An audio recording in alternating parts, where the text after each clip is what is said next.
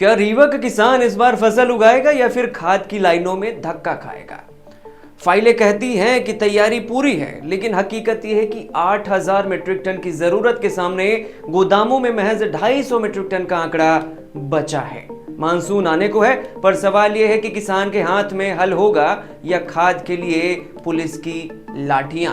नमस्कार, मैं हूं विराट और आप देख रहे हैं विंद फर्स्ट। जून जुलाई की वो पहली बारिश जब मिट्टी की सौंधी महक किसान के चेहरे पर सुकून और मुस्कान लाती थी। आज वही बारिश रीवा के अन्नदाता के माथे पर चिंता की गहरी लकीरें खींच रही हैं। बादलों की गड़गड़ाहट अब खुशी नहीं, एक अनजाना डर पैदा कर रही है। आखिर क्यों रीवा का कृषि विभाग कुंभकर्णी नींद सोया है? देखिए हमारी ये विशेष रिपोर्ट।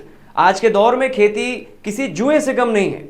लागत दोगुनी हो रही है और संसाधनों का अता पता बिल्कुल भी नहीं है। रीवा के स्थानीय किसानों की आंखों में अपनी मेहनत की फसल बर्बाद होने का डर साफ झलकता है। खाद की एक एक बोरी के लिए उन्हें दर दर भटकना पड़ता है। तो खेती करता हूँ, पर समितियों में दुकानों में जाता हूँ तो खादी बराबर कभी नहीं मिलती है। लाइनों में घंटों खड़े रहना पड़ता है। धूप में ना कोई सुविधा रहती, हमें पानी या कोई टेंट वेंट कुछ नहीं लगा रहता उसमें। हम लोग खेती करते हैं, मुनाफा एक भी नहीं होता। मेरा नुकसान जो खेती में खाद बराबर सही समय में नहीं डाल पाते हैं। जैसे यूरिया हो गई, यूरिया लेने में इतनी दिक्कत इस साल ही हुई थी कि 1 महीने कंटिन्यू में गया। कभी मुझे टोकन यहाँ मिला, खादी 3 दिन 4 दिन बाद मिली, उससे हमारी फसल सारी बर्बाद हो गई और मैं बराबर खादी नहीं डाल पाया। जैसे गेहूँ हो गए, गोभी, प्याज, भाटा, मूली, इसमें कभी बराबर खादी मिली नहीं टाइम पे।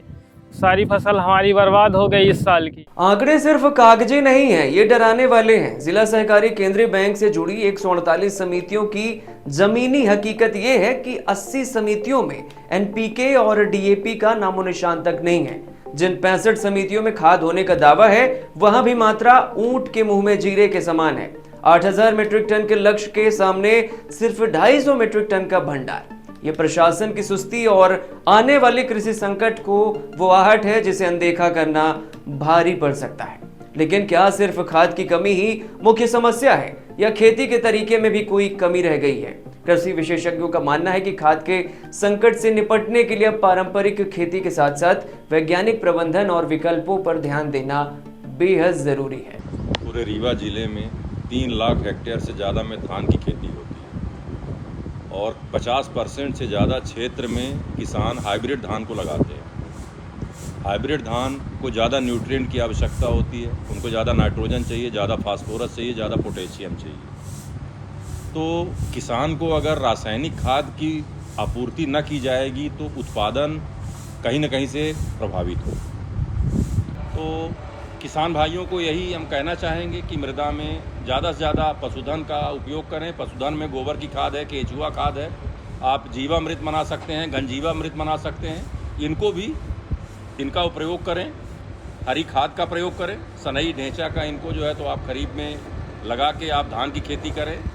धान के खेत जहाँ पे हैं तो वहाँ नीली हरी शैवाल को भी आपका रुपाई के करीब 10 दिन के अंदर जो है खेत में करीब 2 इंच पानी भर के नीली हरी शैवाल का प्रयोग करेंगे तो उसमें नाइट्रोजन स्थिरीकरण होगा। उससे भी रासायनिक खाद की निर्भरता थोड़ी सी कम होगी। फिर जैव उर्वरकों का प्रयोग किया जा सकता है। हरी खाद हो गया, जैव उर्वरक हो गया, फसल चक्र हो गया। इन्हीं विधाओं को अगर पालन किया जाए तो कुछ हद तक रासायनिक खाद की निर्भरता को कम किया जा सकता है। लेकिन अगर हम आज कहें कि पूरी खेती केवल आपका ऐसे ही कर सकते हैं तो मेरे ख्याल से बड़ा मुश्किल होगा। इन तमाम विसंगतियों और जलते हुए सवालों को लेकर हमने कृषि विभाग के मुख्य अधिकारी का दरवाजा खटखटाया। भंडारण में आखिर इतनी बड़ी देरी क्यों हुई? खाद की किल्लत और आगामी धान खरीदी की तैयारियों पर क्या है जिम्मेदार अधिकारी का पक्ष? आप खुद देखिए। अभी जो है खरीफ के लिए जो है अग्रिम भंडारण की व्यवस्था है और उसमें लगातार भंडारण कराया जा रहा है। जितना लक्ष्य 1 अप्रैल से 30 सितंबर में खरीफ सीजन माना जाता है, उस पर जो लगने वाला है तो एक दिन में उसकी पूर्ति नहीं थी। वो सतत प्रक्रिया है। जैसे जैसे यहाँ से डिमांड जाती है, बिना डिमांड के भी जितना लक्ष्य रहता है वो लगातार उस पर रेस्पॉन्स से आता रहता है। तो अभी लगभग इस समय तो कोई खाद की आवश्यकता नहीं है, क्योंकि रीवा जिले में समर की क्रॉप कम होती है, कम एरिया में मूंग उड़द किसान लगाते हैं। तो वर्तमान में तो खाद के पर्याप्त भंडारण है और किसान की आवश्यकता भी नहीं है। फिर भी हम लोग प्रयास करते हैं कि हमारा जो अग्रिम का लक्ष्य है उसके अनुरूप जो है हमें खाद उपलब्ध करे। इसलिए इसके लिए जो है हम लोग व्यक्तिगत रूप से डिपार्टमेंट से और कलेक्टर मैम के माध्यम से भी पत्र जारी किए हैं डायरेक्टर एग्रीकल्चर को कि हमें जो है वो खाद जितना हमारा लक्ष्य है सीजन का खरीद का उतना उपलब्ध कराया जाए। और लगभग सतत प्रक्रिया धीरे धीरे पूरी हुई। शासन का एक और लक्ष्य है कि इस केमिकल फर्टिलाइजर को धीरे धीरे कम करें और प्राकृतिक खेती की ओर जाएँ, क्योंकि इससे केमिकल फर्टिलाइजर के उपयोग से जो पर्यावरण शारीरिक और वातावरण दूषित हो रहा है इससे बचें। इसलिए कि आदिकाल से प्राकृतिक खेती होती चली आ रही है, लोग उस पर करते चले आ रहे हैं और ये रोग बाधा बीमारियाँ जो नई नई तमाम उत्पन्न हुई ये सब chemical fertiliser, chemical insecticide, pesticide, herbicide इस पे। और दूसरी चीज़ जो किसान इस समय कर रहे हैं उस पर रिक्वेस्ट करना चाहूँगा आपके माध्यम से कि ये जन जागरूकता फैलाएं और किसान को समझाएं कि जो अभी वर्तमान गेहूँ कटाई होगी वो हार्वेस्टर से होती है, उस पर नरवाई पड़ी रह जाती है।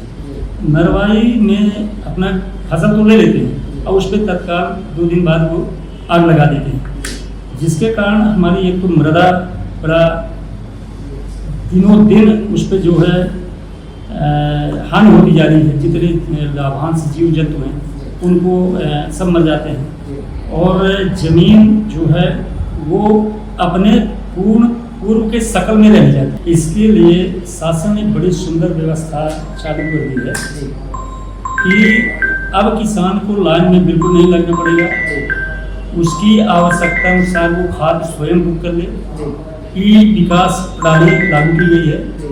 सिर्फ किसान को अपना आईडी जरूर बना, फार्मर आईडी जिसको बोलते हैं, वो फार्मर आईडी जैसे खोलेगा तो उसकी ज़मीन का रकबा दिएगा, सब कुछ है। वो कौन सी फसल के लिए खाद लेना चाहते हैं चूज करेगा, उस फसल का एरिया कितना है, जब ये आ जाएगा तो उस पर कितनी आपकी पात्रता बनती है वो कैलकुलेट के उस पर दी कि इस फसल के लिए इतने रकबे के लिए इस सीजन के लिए इतनी खाद की आपको पात्रता है। जब वो पात्रता का निर्धारण हो जाता है तो ई टोकन उस पर जहाँ भी उसको दिखता है कि इन प्राइवेट सेक्टर में या कोऑपरेटिव सेक्टर में, यदि समिति का मेंबर है तो कोऑपरेटिव सेक्टर से, और समिति का मेंबर नहीं है तो डबल लाख सेंटर और प्राइवेट सेक्टर है उनके लिए वो खुला हुआ है रास्ता, तो वहाँ अपना ई टोकन जनरेट कर देगा और अपनी आराम से जाके खाद ले लेगा।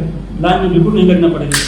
ई टोकन 3 दिन तक वो रहेगा, वैलिड रहेगा। यदि 3 दिन तक में वो किसान नहीं उठाता तो उसका टोकन रद्द हो जाएगा और पुनः फिर वो करना चाहेगा तो पुनः कर लेगा। यदि जितना उसका वैलिडिटी है वो तो उसकी कम मात्रा चाहता है उतनी मात्रा ले ले, फिर उसके टोटल से उतनी मात्रा घट जाएगी तो फिर करेगा आराम से। लाइन की कोई अब इस प्रणाली से मैं समझता हूँ कि किसान भी राहत में होंगे, जो कर्मचारी बहुत संघर्ष झेलते थे वो भी राहत में होंगे और सभी को सकून मिलेगा।